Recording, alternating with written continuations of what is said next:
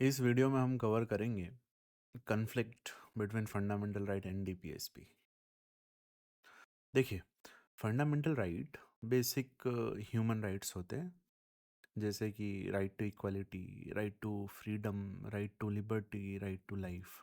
ठीक है, ये बेसिकली स्टेट के आर्बिटरी एक्शन को रोकते हैं। क्या होता है कि इंडिविजुअल बहुत कमज़ोर होता है as compare to state. State बोले तो आसान शब्दों में अभी के लिए गवर्नमेंट। ठीक है, गवर्नमेंट के पास बहुत ज़्यादा पावर होते हैं, बहुत ज़्यादा रिसोर्सेज होती है, बहुत ज़्यादा पैसे भी होता है। इंडिविजुअल के पास कुछ नहीं होता in general as compare to government. तो इस इंडिविजुअल को बचाने के लिए ये राइट दिए जाते हैं, और इंडियन कॉन्स्टिट्यूशन ने ये पार्ट 3 में ये राइट्स दे रखे हैं in the form of fundamental rights. ठीक है, on the other end there are DPSP. DPSP क्या होते हैं? डीपीएसपी कुछ प्रिंसिपल्स होते हैं जो कि गवर्नमेंट को अपने माइंड में रखने होते हैं जब भी गवर्नमेंट कोई भी पॉलिसी फ्रेम करती है। ठीक है, डीपीएसपी कॉन्स्टिट्यूशन के पार्ट 4 में दे रखे हैं। अब कभी कभी ऐसी परिस्थिति उत्पन्न होती है जब डीपीएसपी और फंडामेंटल राइट के बीच में कन्फ्लिक्ट हो जाता है, और अगर इन दोनों के बीच में कन्फ्लिक्ट होता है तो किसको प्राइमेसी दी जाएगी, कौन सुप्रीम होगा, किसको ज़्यादा वैल्यू दी जाएगी, ये हम समझेंगे इस वीडियो में। ठीक है, अब हम इसको एक एग्जांपल से समझते हैं कि कन्फ्लिक्ट कैसे होता है फंडामेंटल राइट और डीपीएसपी का। देखिए, article 14 of Indian constitution equality की बात करता है। ठीक है, कि everyone is equal before law, law के समक्ष सभी एक समान है। ठीक है, आर्टिकल 15 ऑफ इंडियन कॉन्स्टिट्यूशन बोलता है कि किसी के साथ भी डिस्क्रिमिनेशन नहीं करेगी सरकार, रिलीजन के आधार पर, कास्ट के आधार पर, जेंडर के आधार पर, एक्सेट्रा। ठीक है, ये दोनों आर्टिकल फंडामेंटल राइट है।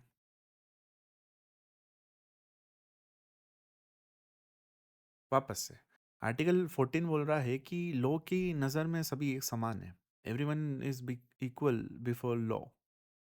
ठीक है, और आर्टिकल 15 बोल रहा है कि स्टेट या सरकार किसी के साथ भी डिस्क्रिमिनेशन नहीं करेगी, कास्ट के आधार पर, रिलीजन के आधार पर, जेंडर के आधार पर, एक्सेट्रा। ठीक है, ये है फंडामेंटल राइट। बट अगर आप आर्टिकल 46 पढ़ो, वो बोलता है कि स्टेट एससी और एसटी के इंटरेस्ट को प्रमोट करने के लिए स्पेशल प्रोविजन बनाएगी। वापस से, आर्टिकल 46 बोलता है कि स्टेट मतलब गवर्नमेंट एससी और एसटी लोगों के इंटरेस्ट को प्रमोट करने के लिए, कौन सा इंटरेस्ट?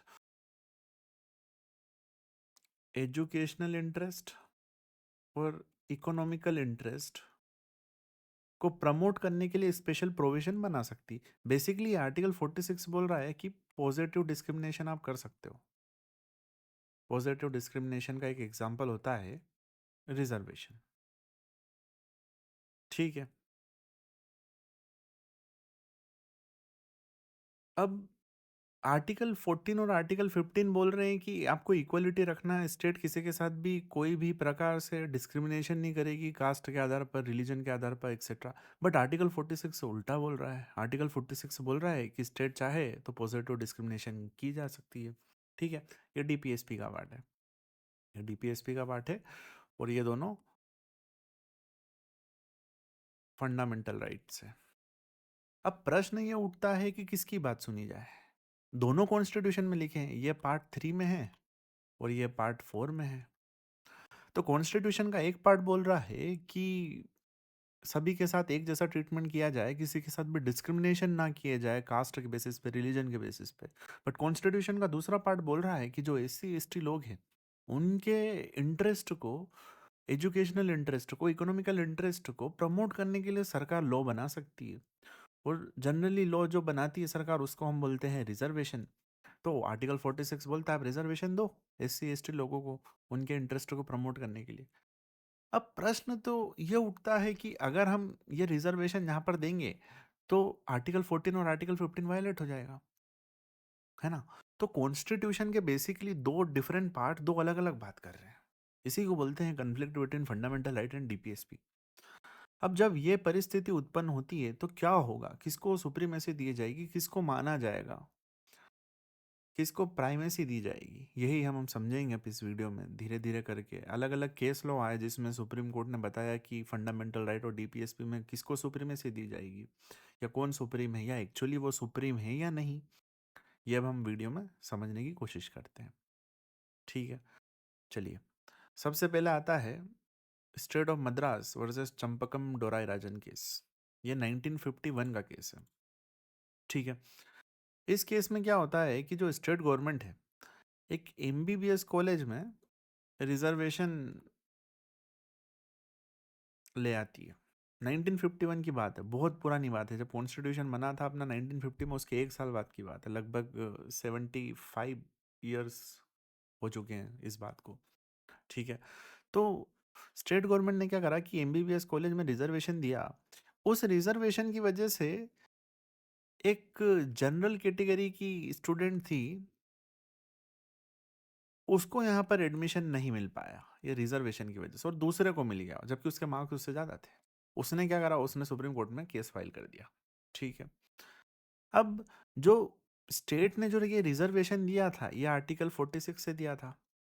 अभी हमने पढ़ा ना कि आर्टिकल 46 में स्टेट गवर्नमेंट, स्टेट नहीं, गवर्नमेंट के पास, चाहे वो सेंटर हो या स्टेट हो, गवर्नमेंट के पास ये पावर होती है कि वो रिजर्वेशन या कोई भी ऐसा एक्शन ले सकते हैं जिससे एससी या एसटी लोगों के इकोनॉमिक या एजुकेशनल इंटरेस्ट प्रमोट हो। तो आर्टिकल 46 अलाउ करता है। तो आर्टिकल 46 को पूरा करने के लिए स्टेट ने ये रिजर्वेशन दिया यहाँ पर। बट इसकी वजह से ये जो जनरल स्टूडेंट है इसका आर्टिकल 14 और आर्टिकल 15 वायलेट हो गया, ठीक है? तो सुप्रीम कोर्ट ने बोला जब ऐसी परिस्थिति आएगी तो फंडामेंटल राइट विल प्रिवेल। ये पहला केस है, ठीक है? इसमें बोला कि fundamental rights will prevail over DPSP. अच्छा, लेकिन अब परिस्थिति बिल्कुल अलग है। अब रिजर्वेशन अलाउड है यहाँ पर। बोला, यहाँ पर सुप्रीम कोर्ट ने इस केस में बोला कि नहीं, ये वाला जो रिजर्वेशन दिया आपने ये गलत है क्योंकि इससे इक्वलिटी वायलेट हो रही है। लेकिन वो 75 साल पहले की बात है। अब रिजर्वेशन अलाउड है विद इन कॉन्स्टिट्यूशनल लिमिट्स, जो आगे हम पढ़ेंगे अभी, ठीक है? तो ये पहला केस है। इसमें बोला जा, सुप्रीम कोर्ट ने बोला कि जो फंडामेंटल राइट है they are superior to DPSP, और फंडामेंटल राइट प्रिवेल करेंगे ओवर डीपीएसपी, ठीक है? जैसे ये केस आया, इसके रिस्पॉन्स में इंडियन पार्लियामेंट लाई फर्स्ट अमेंडमेंट। फर्स्ट अमेंडमेंट से ऐड किया गया आर्टिकल 15 क्लॉज 4, ठीक है? अब 15 क्लॉज 4 क्या है ये देखते हैं हम।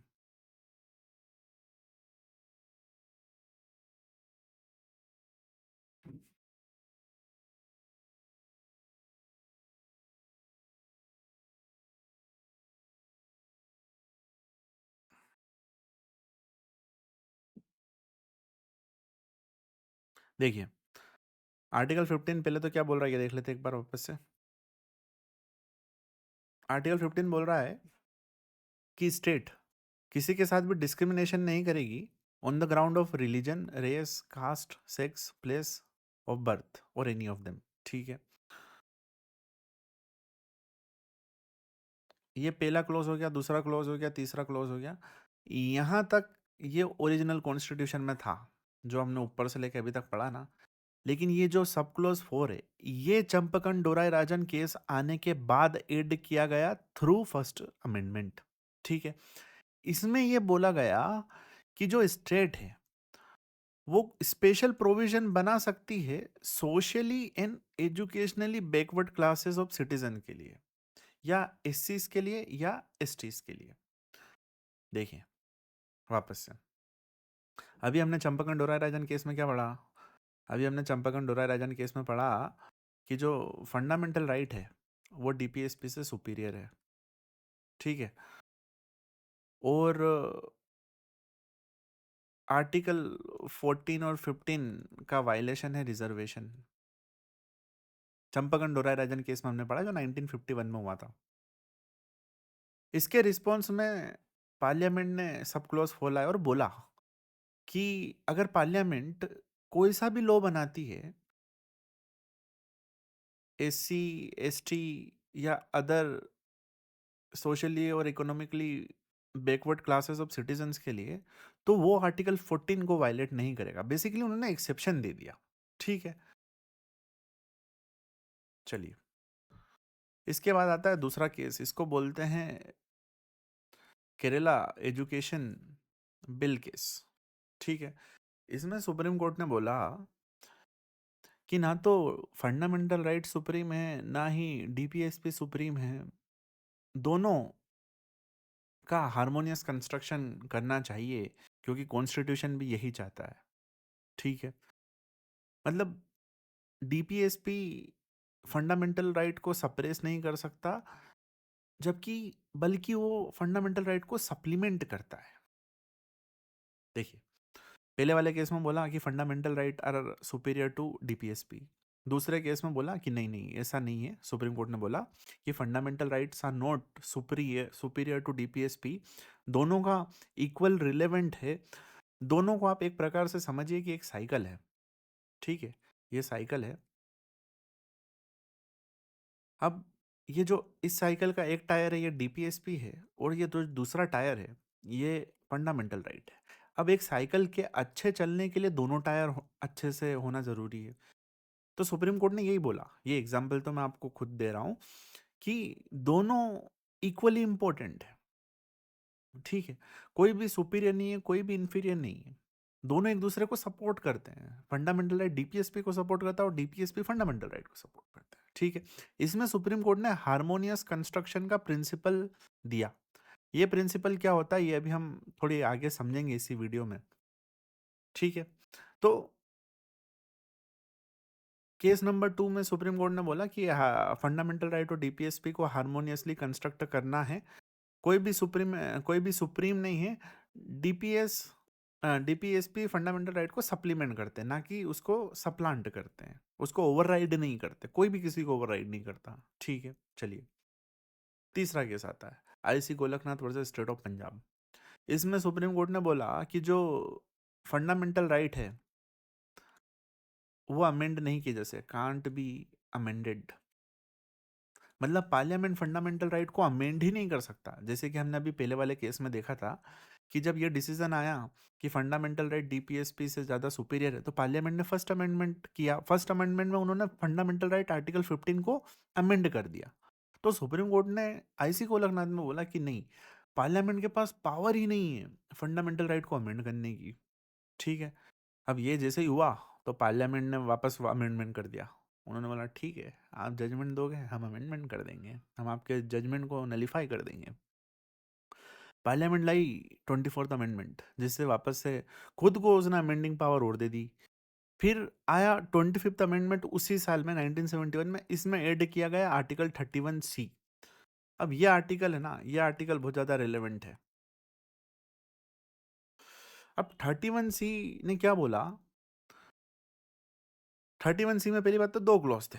पहला क्लॉज ये बोला कि यदि कोई भी कानून बनाया जाता है आर्टिकल 39B और आर्टिकल 39C को इम्प्लीमेंट करने के लिए, और उस लॉ से अगर आर्टिकल 14 और आर्टिकल 19 वायलेट हो रहे हैं, तो उस लॉ को अनकॉन्स्टिट्यूशनल नहीं डिक्लेयर किया जाएगा, सिर्फ इसी ग्राउंड पे। वापस से सब क्लोज 1 में लिखा गया, सब क्लोज ए में लिखा गया 31C के, कि यदि पार्लियामेंट या स्टेट लेजिस्लेचर कोई भी ऐसा लॉ लाती है जो कि आर्टिकल 39B या आर्टिकल 39C को इम्प्लीमेंट कर रहा है, तो उसको अनकॉन्स्टिट्यूशनल मात्र इस ग्राउंड पर डिक्लेयर नहीं किया जाएगा कि वो आर्टिकल 14 और 19 का वायलेशन कर रहा है। ठीक है, फिर इसके बाद आता है दूसरा क्लॉज। दूसरे क्लॉज में ये लिखा गया आर्टिकल 31C के कि कोई भी जो लॉ है जो डीपीएसपी को इफेक्ट देता है 39B और 39C को, उसको आप कोर्ट में क्वेश्चन ही नहीं कर सकते। मतलब अगर एक बेसिकली पार्लियामेंट ने एक लॉ पास करा है, इमेजिन करिए पार्लियामेंट ने लॉ पास किया। ठीक है, उसी लॉ के अंदर लिख दिया कि this law is to implement, तो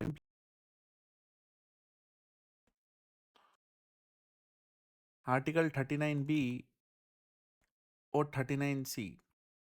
अब अगर ये लॉ पास कर दिया और उस लॉ के अंदर लिख दिया कि इस लॉ को कोई भी 39B और 39C के लिए पास किया गया, तो अब इसको आप कोर्ट में चैलेंज ही नहीं कर पाओगे। ये कह रहा है आर्टिकल 31C का सब क्लॉज बी, कि अगर पार्लियामेंट ने ऐसा लिख दिया कि ये दो लॉ को इंप्लीमेंट कर रहा है लॉ, तो आप उसको चैलेंज ही नहीं कर पाओगे, कोर्ट में केस ही नहीं कर पाओगे। ठीक है, तो ये वाला जो था ना, ये वाला क्लॉज, इसको उड़ा दिया सुप्रीम कोर्ट ने, इसने अनकॉन्स्टिट्यूशनल डिक्लेयर कर दिया। सुप्रीम कोर्ट ने बोला कि नहीं नहीं नहीं, ऐसा अलाउड नहीं है, आप ऐसा नहीं कर सकते। ये केशवानंद भारती केस में बोला गया। ठीक है, चलिए अब आता है केशवानंद भारती केस। ये चौथा केस है अपना। इसमें वापस सुप्रीम कोर्ट थोड़ी चेंज हुई। सुप्रीम कोर्ट ने बोला अच्छा नहीं, पहले ये जो ये वाला है ना गोलकनाथ के बाद, इसके बाद ये जब जैसे 31C आया, तो अब यहाँ पर डीपीएसपी सुपीरियर बन गया एफआर से। ठीक है, अब आता है चौथा बेसिक स्ट्रक्चर का केस, जिसको बोलते हैं Kesavananda Bharati versus state of Kerala. इसमें सुप्रीम कोर्ट ने बोला कि भाई पार्लियामेंट फंडामेंटल राइट को अमेंड कर सकता है, बट अमेंडमेंट ऐसा ही करो जिससे बेसिक स्ट्रक्चर डिस्ट्रॉय ना हो। देखिए, बेसिक स्ट्रक्चर कॉन्स्टिट्यूशन का वो हिस्सा होता है जिसको पार्लियामेंट अमेंड नहीं कर सकता। ठीक है, ये यही डॉक्ट्रिन है बेसिक स्ट्रक्चर की। देखिए, कॉन्स्टिट्यूशन को अमेंडमेंट करने की पावर पार्लियामेंट के पास है, लेकिन वो पावर अनलिमिटेड नहीं है, एब्सोल्यूट नहीं है। पार्लियामेंट कुछ भी अमेंड नहीं कर सकती। फॉर एग्जांपल, आर्टिकल 324, आर्टिकल 324 में लिखा है कि भारत के इलेक्शन हर 5 साल में होंगे। अब इसका मतलब ये नहीं है कि पार्लियामेंट इस आर्टिकल को अमेंड करके बोल दे कि आज के बाद से जब भी इलेक्शन होंगे तो 60 साल बाद होंगे। अभी 5 है, ऐसा लॉ बना दिया कि 60 ईयर बाद इलेक्शन होंगे अब, तो ये अलाउड नहीं है, नॉट अलाउड। क्यों? क्योंकि ये बेसिक स्ट्रक्चर की डॉक्ट्रिन बोलती है। सुप्रीम कोर्ट ने बोला कॉन्स्टिट्यूशन के कुछ हिस्से ऐसे हैं जिसको पार्लियामेंट अमेंड नहीं कर सकती। उसका एग्जाम्पल है ये इलेक्शन के 5 ईयर्स, जिसको बोलते हैं फ्री एंड फेयर इलेक्शन। तो सिमिलरली सुप्रीम कोर्ट ने बोला, एक तो ये बता दिया मैंने कि free and fair election is a part of a basic structure. Similarly supreme court ने बोला इस केस में कि जो बैलेंस है between fundamental and DPSP, fundamental right and DPSP, this is also part of basic structure. इसका मतलब supreme court कोई भी ऐसा कानून नहीं बना सकती जिससे फंडामेंटल राइट और डीपीएसपी का बैलेंस बिगड़े। देखो, अभी ये फंडामेंटल राइट है और ये डीपीएसपी है। ठीक है, कॉन्स्टिट्यूशन और जुडिशरी, सुप्रीम कोर्ट दोनों बोल रही है कि इसमें बैलेंस बना के रखो। क्यों? क्योंकि ये बैलेंस बेसिक स्ट्रक्चर का पार्ट है कॉन्स्टिट्यूशन के। ठीक है, अच्छा, अगर पार्लियामेंट ने कोई भी ऐसा लॉ बनाया जिससे फंडामेंटल राइट कमजोर हो गए और डीपीएसपी स्ट्रांग हो गया, तो वो अनकॉन्स्टिट्यूशनल डिक्लेयर कर दिया जाएगा। यही बोल रहा है केशवानंद भारती केस। अच्छा, इसके बाद भी ये केस आया, उसके बाद वापस पार्लियामेंट ने लाया 42nd अमेंडमेंट। इससे क्या करा उन्होंने, इन्होंने कोशिश करी कि डीपीएसपी को वापस से स्ट्रांग बनाने की। ठीक है, 42nd अमेंडमेंट में 31C को एक्सपेंड करके सभी डीपीएसपी लॉ को चैलेंज से बचाने का प्रोविजन डाल दिया गया वापस से। देखिए, पहले आर्टिकल 31C में यह था कि 39B और 39C, अगर इसको बनाने के लिए, इनको इम्प्लीमेंट करने के लिए पार्लियामेंट या स्टेट लेजिस्लेचर कोई भी लॉ लाती है, तो उसको आर्टिकल 14 और आर्टिकल 19 के वायलेशन के लिए चैलेंज नहीं किया जाएगा, इसी ग्राउंड पे मात्र। ठीक है, 31C को इन्होंने 42nd अमेंडमेंट से एक्सपेंड कर दिया और बोल दिया कि सारे डीपीएसपी पे, पहले ओनली 2 डीपीएसपी था, ओनली 2 डीपीएसपी। अब बोला कि कोई से भी डीपीएसपी को अगर इंप्लीमेंट करने के लिए गवर्नमेंट लॉ लाती है, तो उसको आप आर्टिकल 14 और 19 के वायलेशन के लिए चैलेंज नहीं कर सकते। तो बेसिकली 42nd अमेंडमेंट ने डीपीएसपी को बना दिया सुपीरियर। इसका मतलब कि अगर पार्लियामेंट या स्टेट लेजिस्लेचर ने कोई भी लॉ बनाया डीपीएसपी इंप्लीमेंट करने के लिए, तो वो कोई से भी फंडामेंटल राइट को वायलेट कर सकते हैं और कोई उसको चैलेंज नहीं कर पाएगा। स्पेशली आर्टिकल 14 और 19 के ग्राउंड पे चैलेंज नहीं कर पाएगा। ठीक है, इसके बाद आता है मिनर्वा मिल्स। मिनर्वा मिल्स में जो ये वाला एक्सपेंडेड पार्ट था, जहाँ पर सारे डीपीएसपी को सुप्रीमेसी दी गई थी, सुप्रीम कोर्ट ने बोला नहीं, ऐसा अलाउड नहीं है। क्यों? क्योंकि harmony between fundamental right and DPSP से बेसिक स्ट्रक्चर। हमने केशवानंद भारती में क्या पढ़ा कि जो बैलेंस है फंडामेंटल राइट और डीपीएसपी के बीच में, वो बेसिक स्ट्रक्चर का पार्ट है। इसका मतलब आप किसी को भी सुप्रीम नहीं बना सकते और किसी को भी इन्फीरियर नहीं बना सकते। दोनों का अपना अपना रिलेवेंट है, दोनों को एक साथ एक दूसरे को सपोर्ट करते हैं। वो आप किसी को भी बड़ा नहीं बना सकते, छोटा नहीं बना सकते। यहाँ पर इन्होंने क्या करा, 42nd अमेंडमेंट से पार्लियामेंट ने डीपीएसपी को बड़ा बना दिया, स्ट्रॉन्गर बना दिया। तो यही जो आर्टिकल 31C का एक्सपेंडेड पार्ट था, इसको स्ट्रक डाउन किया गया मिनरमा मिल्स केस में। और यही बोला, ये वाला ऑब्जर्वेशन याद करिएगा, लिख देना एग्जाम एग्जाम में आप। Giving absolute primacy to one destroy the harmony of the constitution. देखिए, जो कॉन्स्टिट्यूशन है ना, वो इमेजिन करता है फंडामेंटल राइट और डीपीएसपी की हार्मोनी। ठीक है, दोनों इक्वली इंपॉर्टेंट है। लेकिन यदि आपने किसी एक को, या तो फंडामेंटल राइट या डीपीएसपी, दोनों में से किसी भी एक को ज्यादा तवज्जो दे दी और सुप्रीम बना दिया, तो जो कॉन्स्टिट्यूशन ने जो बैलेंस बनाया है वो डिस्टर्ब हो जाएगा, वो डिस्ट्रॉय हो जाएगा। और ये नहीं करना है, ये मिनर्वा मिल्स में बोला सुप्रीम कोर्ट ने। ठीक है, इसके बाद आता है ये वाला इंटीग्रेशन फेज। इसमें क्या हुआ कि इस केस में सुप्रीम कोर्ट ने एक डीपीएसपी को उठाकर फंडामेंटल राइट बना दिया। ये कैसे हुआ?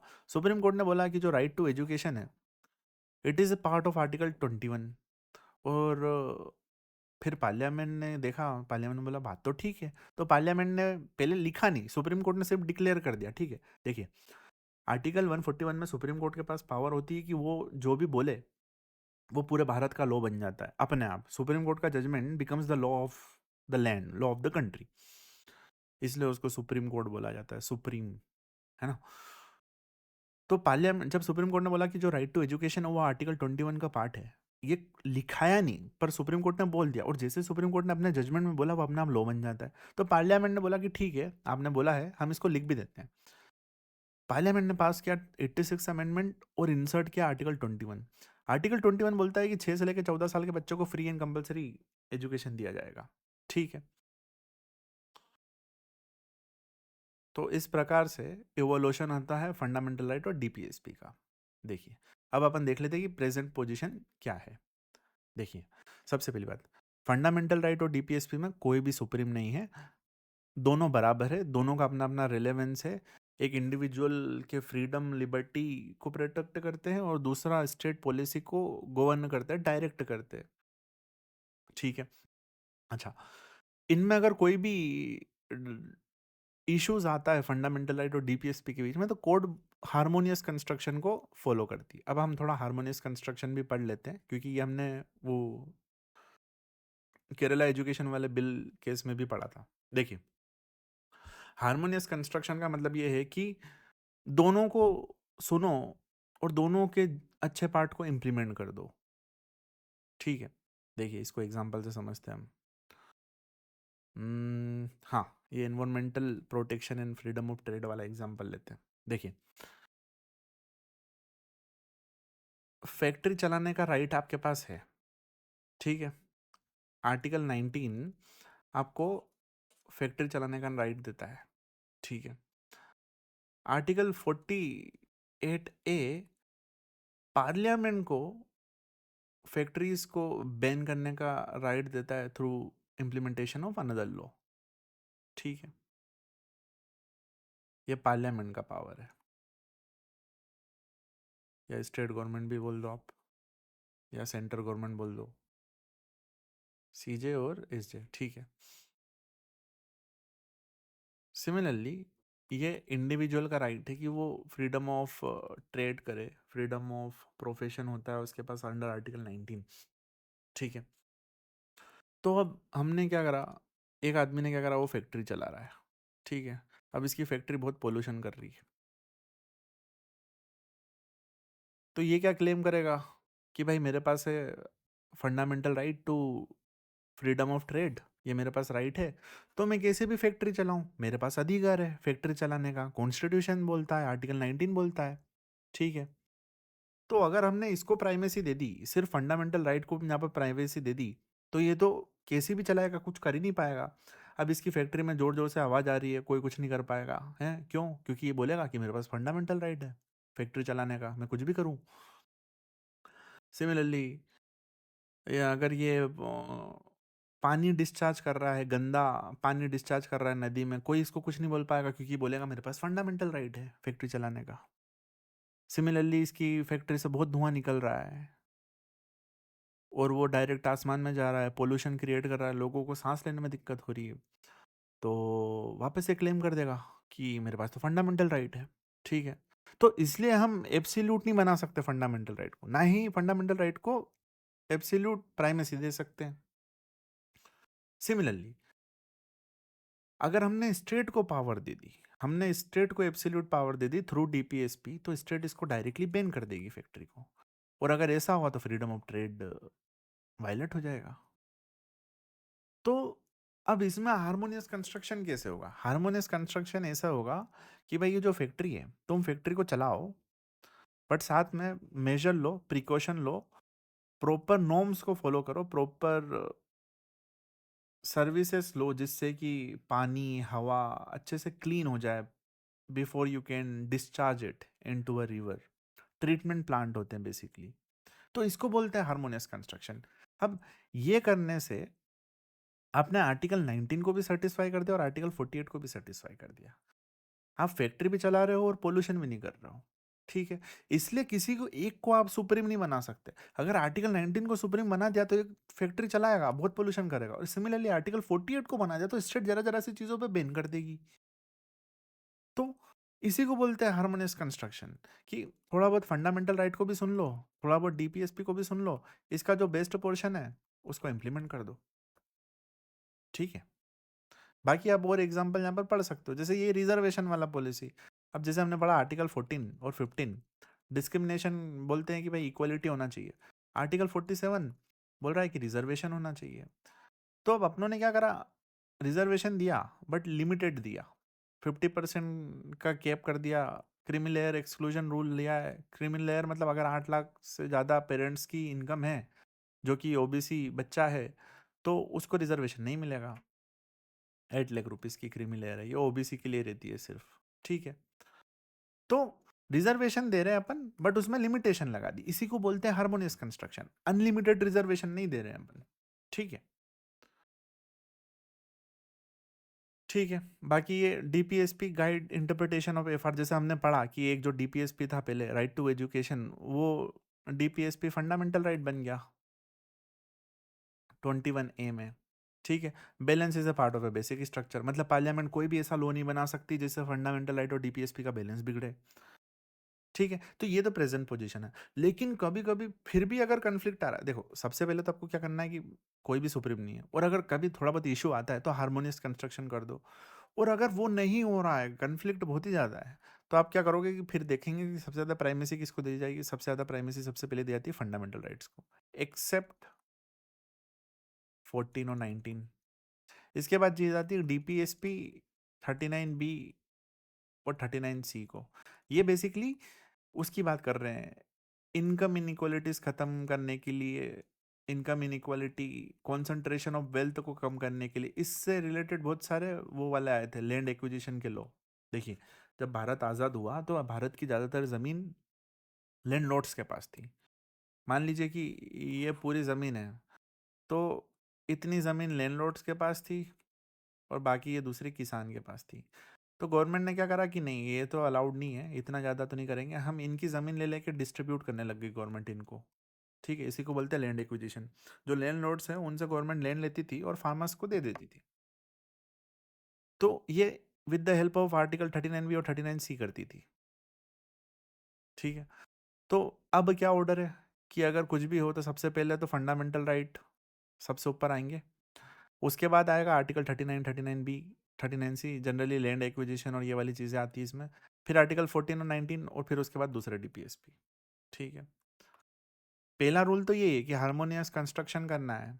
और फिर भी तो आपसे अगर कोई पूछे कि फंडामेंटल राइट और डीपीएस में से कौन सुप्रीम है, तो कोई भी सुप्रीम नहीं है। अगर इनमें कोई भी इशू आता है तो आप क्या करोगे, हार्मोनियस कंस्ट्रक्शन। हार्मोनियस कंस्ट्रक्शन मतलब दोनों को इंप्लीमेंट करने की कोशिश करोगे।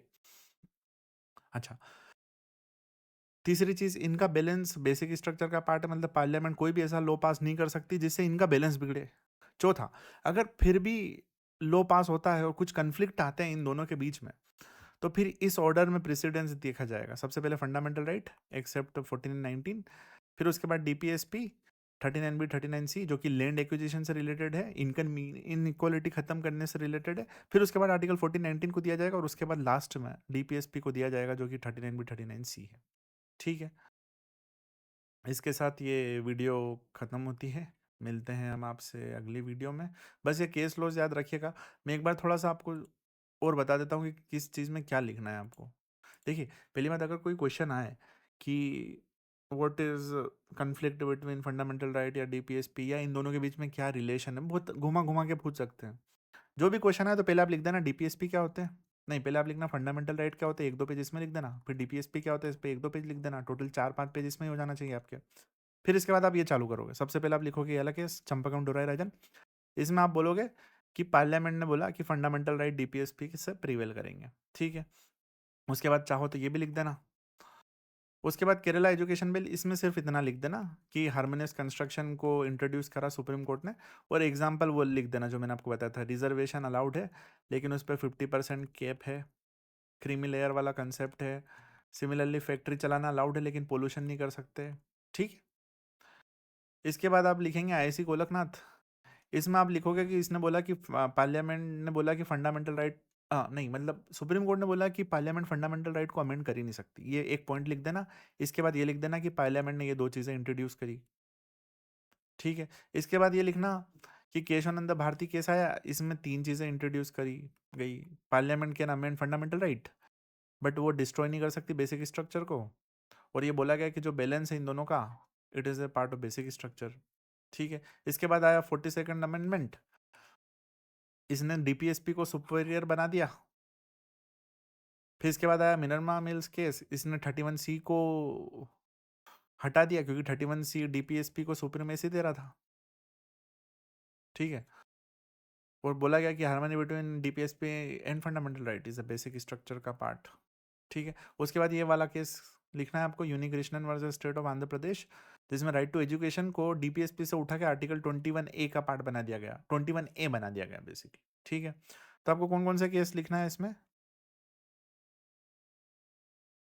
1, 2, 3 IC Golaknath, Kesavananda Bharati 4, 42nd amendment भी लिखना है आपको 5, मिनरमा मिल्स 6, और एक ये यूनिकृष्णन वाला 7। आप ये 7 केस लॉस लिखोगे, 6 केस लॉ और एक अमेंडमेंट, तभी आपका आंसर कंप्लीट होगा। बाकी अगर आपको इतना याद नहीं रहे तो आप ये भी लिख सकते हो, बस पहले लिख देना फंडामेंटल राइट क्या है, फिर लिख देना डीपीएसपी क्या है, और उसके बाद ये लिख देना कि ये पोजीशन है। ठीक है, कंक्लूजन वनक्लूजन तो डीपीएसपी में और फंडामेंटल राइट वाली वीडियो में जो दे रखा वही लिख देना, यहाँ से लिख देना। विद दैट ये वीडियो कंप्लीट होती है, मिलते हैं आपसे हम दूसरी वीडियो में।